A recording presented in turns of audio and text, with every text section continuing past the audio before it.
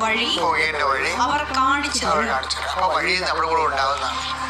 അതാണ് സംഭവം. ഇതിന്റെ എന്ന് വെച്ചാൽ അപരിചിതമായ സാഹചര്യത്തിലൂടെ പോയാലും ദൈവത്തിന്റെ സാന്നിധ്യം ഉണ്ടാവും. അപരിചിതമായ സാഹചര്യത്തിലൂടെ നീ പോയാലും നീ ഒറ്റയ്ക്കല്ല. അതാണ് ഇതിന്റെ വരുന്നതാണ് ജോഷുവ 1:9. എന്താണ്? I will come with you wherever you go.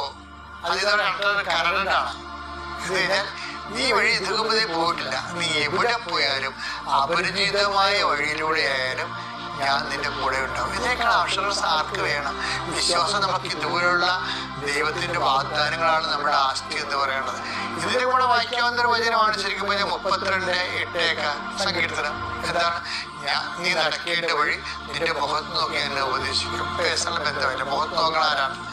നമ്മൾ അടുത്തടുത്ത് സംസാരിക്കുമ്പോൾ ഏറ്റവും സങ്കീർത്തനും സുഹൃത്തുമായിട്ടുള്ള ആൾക്കാരാണ് നമ്മുടെ ബന്ധുക്കളെ സ്വന്തം